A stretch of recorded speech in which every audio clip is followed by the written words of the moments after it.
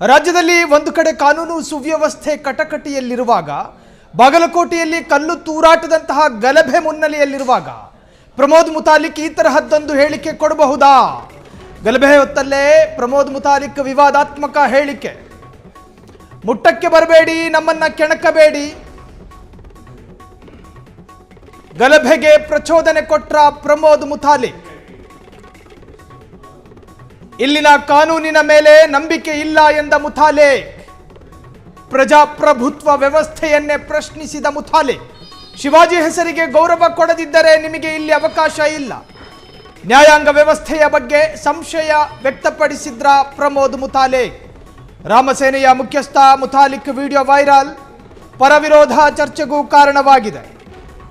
ರಾಜ್ಯದಲ್ಲಿ ಕಾನೂನು ಸುವ್ಯವಸ್ಥೆಯೇ ಕಟಕಟೆಯಲ್ಲಿ ನಿಂತಿದೆ.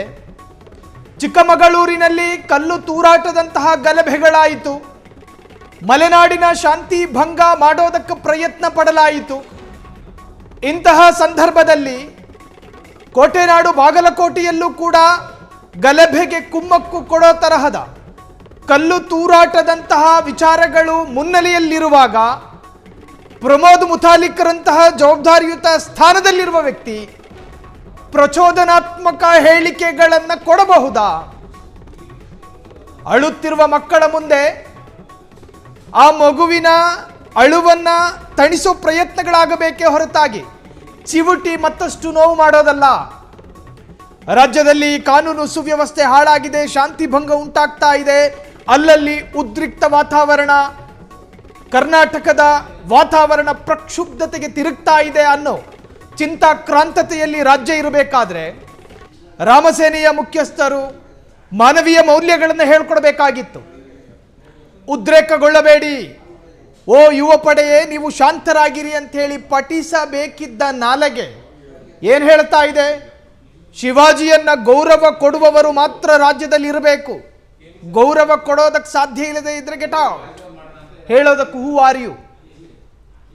ರಾಜ್ಯದ ಶಾಂತಿಗೆ ಕಾರಣ ಆಗಬೇಕಿದ್ದಂತಹ ಒಂದು ವ್ಯಕ್ತಿತ್ವ, ರಾಜ್ಯದಲ್ಲಿ ಒಂದು ಪೀಸ್ಫುಲ್ ವಾತಾವರಣ ಬೇಕು. ಮನುಷ್ಯ ಇಲ್ಲಿ ಬದುಕೋದಕ್ಕಿರೋದು ಈ ಭೂಮಿ. ಕೂಗಾಡಿ ಕಿರುಚಾಡಿ ಗಲಾಟೆ ಮಾಡ್ಕೊಂಡು ಕಾಳಗ ಏರಿಸ್ಕೊಂಡು ಹೊಡೆದಾಡ್ಕೊಂಡು ಸಾಯೋದಕ್ಕಲ್ಲ ಇರೋದು. ಧರ್ಮ ಅನ್ನೋದು ಮನುಷ್ಯನು ಬದುಕೋದಕ್ಕಿರೋ ಮಾನದಂಡದ ಗ್ರಂಥ, ಅದು ಹೊಡೆದಾಡ್ಕೊಂಡು ಸಾಯೋದಕ್ಕಲ್ಲ. ಈ ದೇಶದ ಸಂವಿಧಾನ ಅಂಬೇಡ್ಕರ್ ಬರೆದಿರೋದು ಸತ್ತವರ ಮೇಲಿನ ಶಾಸನ ಅಲ್ಲ, ಬದಲಾಗಿ ಮನುಷ್ಯ ಮಕ್ಕಳ ದುರ್ಬಲರ ಪರವಾಗಿರ್ತಕ್ಕಂತಹ ಒಂದು ಸಂವಿಧಾನ. ಅದರ ಆಶಯದಂತೆ ಈ ಪ್ರಜಾಪ್ರಭುತ್ವ ವ್ಯವಸ್ಥೆಯಲ್ಲಿ ನ್ಯಾಯಾಂಗ ವ್ಯವಸ್ಥೆ ಕಾರ್ಯಾಚರಿಸುತ್ತೆ, ಶಾಸಕಾಂಗ ಕಾರ್ಯಾಂಗ. ಆ ಎಡೆಯಲ್ಲಿ ಮುತಾಲಿಕ್ ಹೇಳ್ತಾರೆ ನಮಗೆ ನ್ಯಾಯಾಂಗ ವ್ಯವಸ್ಥೆಯ ಮೇಲೆ ನಂಬಿಕೆ ಇಲ್ಲ. ಇದೆಂತಹ ಹೇಳಿಕೆ? ಈ ಪ್ರಜಾಪ್ರಭುತ್ವ ವ್ಯವಸ್ಥೆ ನಿಂತಿರೋದೇ ನ್ಯಾಯಾಂಗ ವ್ಯವಸ್ಥೆಯಲ್ಲಿ. ಇಲ್ಲಿ ನ್ಯಾಯಾಂಗ ಕಾರ್ಯಾಚರಿಸಬೇಕು, ಶಾಸಕಾಂಗ ಕಾರ್ಯಾಂಗ. ಆ ತರಹದ್ದೊಂದು ವ್ಯವಸ್ಥೆಯನ್ನೇ ಸಂಶಯಿಸುವಾಗ ಇದು ಅತ್ಯಂತ ದುರಂತ. ಒಂದು ಡೆಮಾಕ್ರಸಿ ಸಿಸ್ಟಮ್ ಇರ್ತಕ್ಕಂತಹ ಭಾರತದಲ್ಲಿ ಬಾಗಲಕೋಟೆ ಯಾವಾಗ ಶಾಂತಗೊಳ್ಳುತ್ತೆ ಅಂತ ಹೇಳಿ ನಾಗರಿಕರು ಪಾಪ ಚಿಂತೆಯಲ್ಲಿ ಬಿದ್ದಿರುವಾಗ, ಅಲ್ಲಿನ ಹಿಂದೂ ಮುಸ್ಲಿಂ ಪರಸ್ಪರ ಸೌಹಾರ್ದಯುತವಾಗಿ ಬದುಕ್ತಿರ್ಬೇಕಾದ್ರೆ ಅದಕ್ಕೆ ಹುಳಿ ಹಿಂಡೋ ಕೆಲಸಗಳಾಗಬಾರದಲ್ವಾ? ಅವರ ಕೋಮು ಸೌಹಾರ್ದತೆಗೆ ಧಕ್ಕೆ ತರಬಾರದು. ಈ ಸಂದರ್ಭದಲ್ಲಿ ಮುತಾಲಿಕ್ ಹೇಳಬೇಕಾಗಿರೋದೇನು?